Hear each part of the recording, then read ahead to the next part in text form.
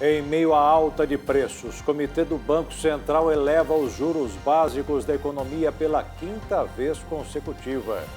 A decisão era esperada pelo mercado e agora a Selic registra o índice mais alto desde julho de 2019.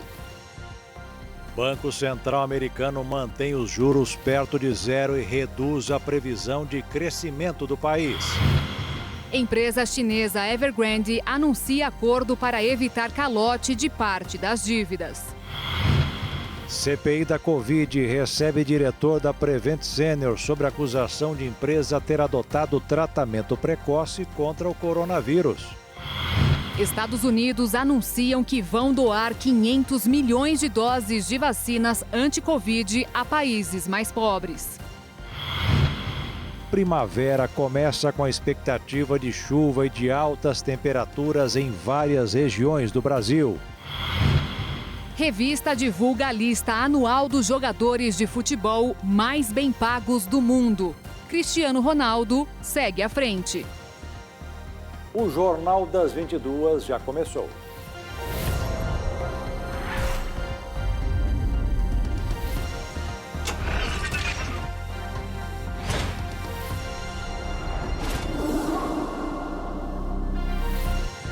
Olá, boa noite. Boa noite. A Comissão Parlamentar de Inquérito da Pandemia ouviu nesta quarta-feira o diretor executivo da Prevent Senior, Pedro Benedito Batista Júnior. Em depoimento, ele confirmou que a operadora orientou médicos a modificarem o código de diagnóstico conhecido como CID, da Covid-19, em pacientes após um período de internação. Segundo Pedro Benedito Batista Júnior, o código era alterado para tirar o paciente do isolamento, mas a causa da morte, neste caso, a Covid-19, era mantida na certidão de óbito, que seria enviada à vigilância sanitária e contabilizada por autoridades de saúde. O CID ele era mudado no sistema para tirar o paciente de isolamento e não no atestado de óbito ou então no atestado que ia para a vigilância sanitária, já notificando o paciente que estava sim com Covid-19. A operadora é acusada em um dossiê entregue à comissão de fazer testes com cloroquina no tratamento da Covid e ocultar as informações dos pacientes.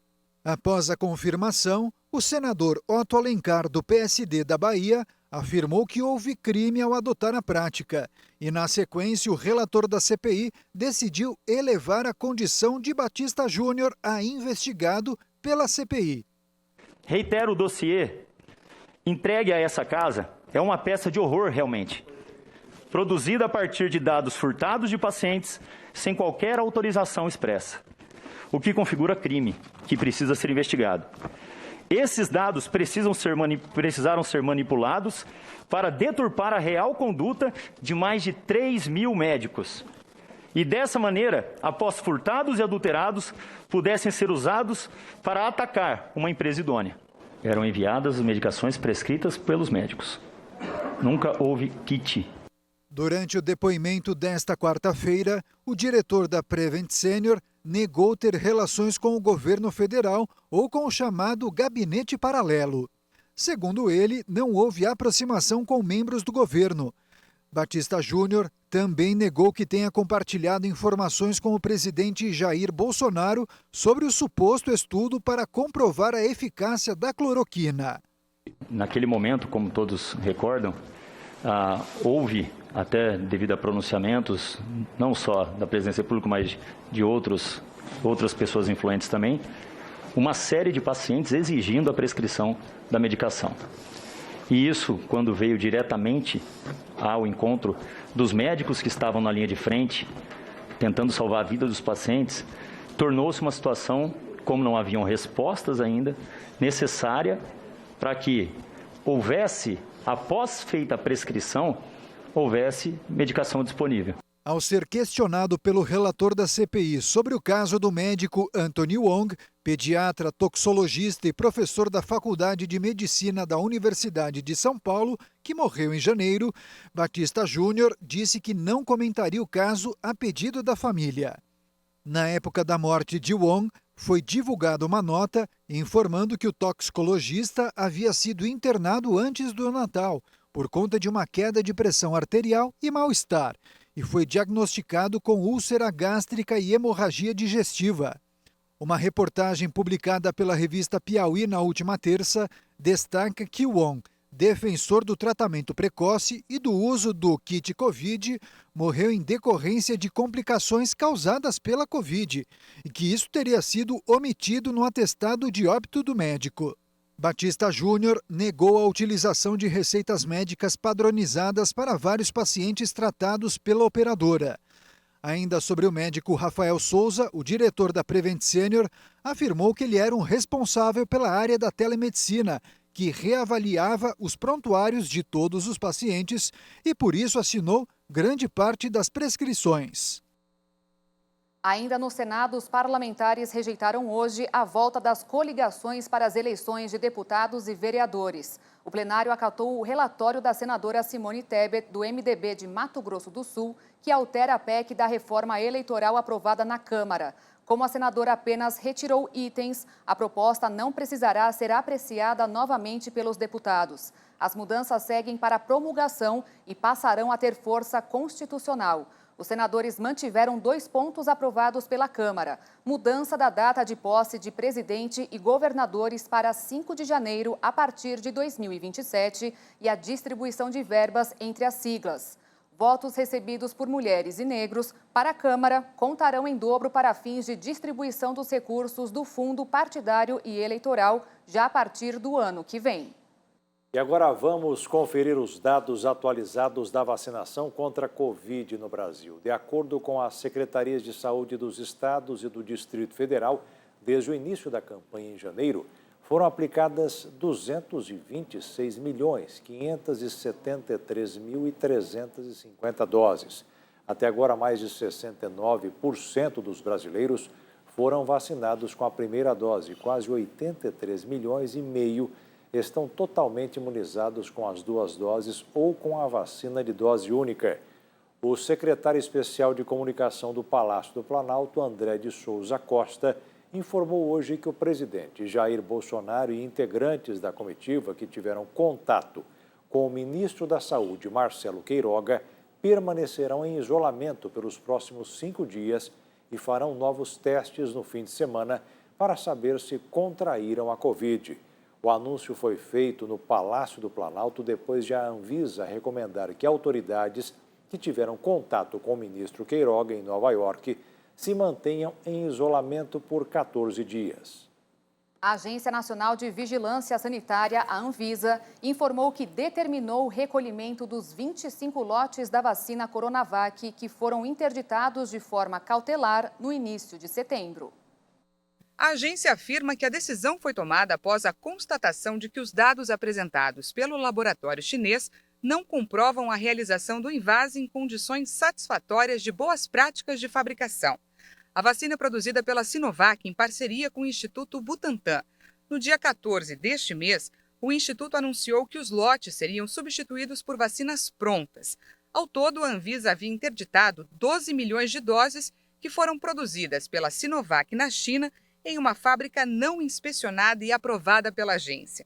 O Ministério da Saúde não informou quantas do total já foram aplicadas no país. Apenas os estados de São Paulo, Rio de Janeiro e Rio Grande do Norte divulgaram os números. São Paulo disse ter aplicado 4 milhões de doses. O número corresponde a cerca de 19% de 21 milhões de doses da Coronavac aplicadas no estado ao longo de toda a campanha de vacinação. Em nota, o Instituto Butantan afirma que a medida divulgada pela Anvisa já havia sido determinada pelo governo do estado de São Paulo há uma semana, com a substituição voluntária das doses interditadas.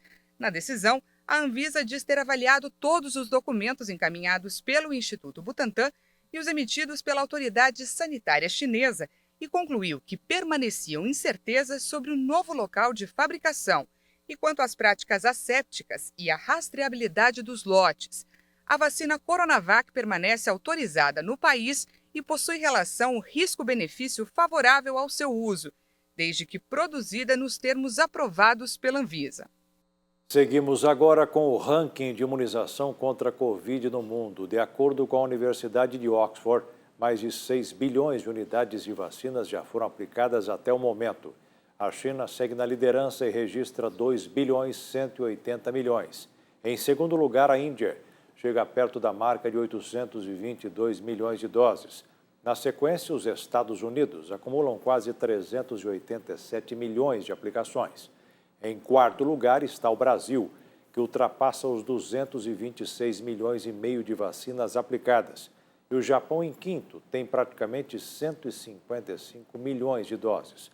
O Ministério da Saúde recomendou novamente a imunização de jovens entre 12 e 17 anos sem comorbidades.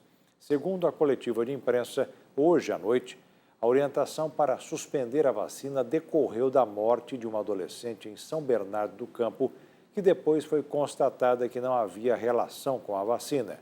Os representantes do Ministério disseram que a semana entre a recomendação e a retomada da aprovação da vacinação foi justamente para investigar o caso. Os Estados Unidos vão comprar e distribuir 500 milhões de doses suplementares da vacina da Pfizer contra a Covid para países com poucos recursos. O anúncio foi feito nesta quarta-feira. De acordo com altos funcionários do governo americano, os imunizantes serão comprados a preço de custo e distribuídos por meio do mecanismo internacional COVAX. Com isso, o número total de doses que Washington promete doar chega a mais de 1 bilhão e 100 milhões. Até o momento, os Estados Unidos distribuíram cerca de 160 milhões de doses para mais de 100 países. O presidente Joe Biden tem a ambiciosa intenção de que todas as nações, inclusive as mais pobres, atinjam 70% de sua população vacinada antes da próxima Assembleia Geral da ONU em um ano. Mais de 43% da população mundial recebeu pelo menos uma dose da vacina, mas esse número é impulsionado pela taxa de vacinação nos países desenvolvidos e esconde enormes desigualdades. Há países com menos recursos, onde apenas 2% da população recebeu uma dose.